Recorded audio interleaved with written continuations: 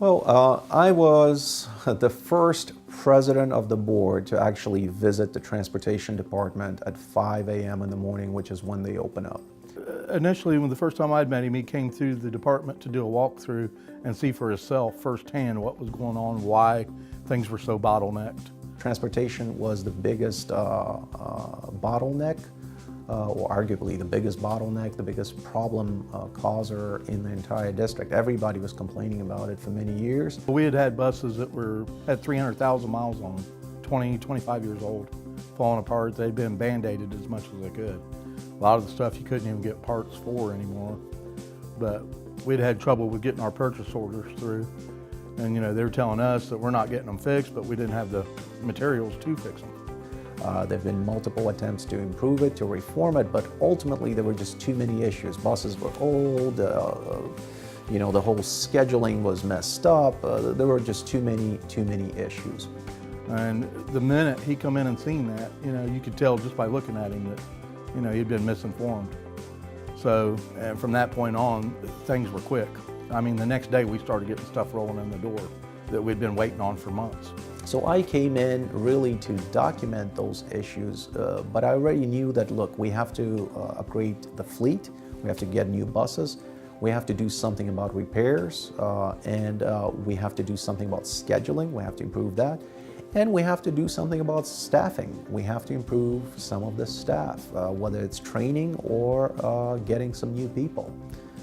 What I didn't expect is that there's going to be one gentleman there who of course looked very skeptical at me when he first saw me, because he's seen so many, administrators, as he calls them, the different, upper level managers coming in, and he said, well, how do you expect me to do my job well when I've been doing it well for a decade, but how do you expect me to do that when I cannot even enjoy the benefits of my work, including insurance, and I have all these problems that are costing me a lot out of pocket and creating financial hardship for me. We got to talking about, shop stuff, and then on a personal level, I'd been having trouble with the health insurance for my wife there. For 7 years, it had never been an issue. They took her off my insurance that year. She's got some major health issues. I said, well, let me research this more. He said, well, I've heard that before. I said, okay. I really need to research this more. I need to find out some more. So, okay, well, here are the documents. I have them always ready because I've shown them to countless people before you. Here. Well, I'd exhausted every avenue I had. I'd even spoke with some other board members on the issue, and a year now had passed. I mean, we spent thousands out of pocket just for routine stuff.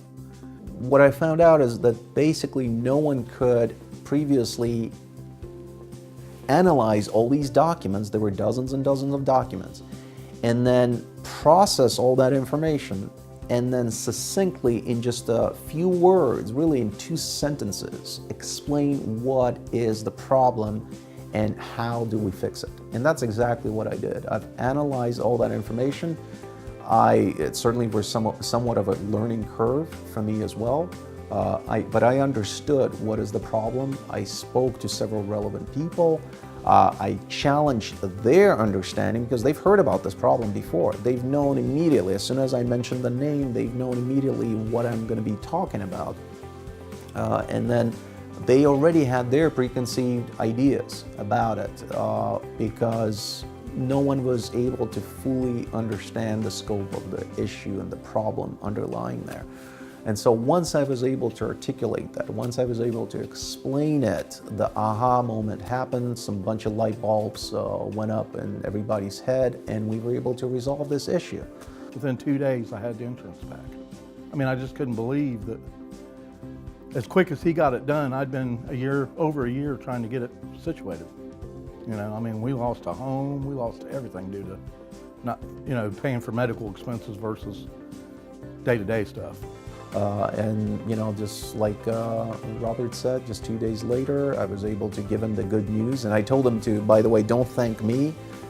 Thank some of those individuals who were able to truly resolve it on our behalf. I was just the messenger. I was able to explain it. To me, that says everything, what kind of character he is, you know. If a man that you've never met hears a story and then he checks into it and what you're telling is the truth, I mean, to me, morally, he stepped right in and got done what needed to be done. So much depends on our transportation folks, because if you think about it, they're the ones who meet the 14,000 children every single morning, and they're the last ones to see them every single day as well. A lot depends on them. A lot is on their shoulders. They have to be, they have to know that their families are okay so that they can give their 100% at work. You know, it takes a team to do a lot of things sometimes, and he's definitely a leader.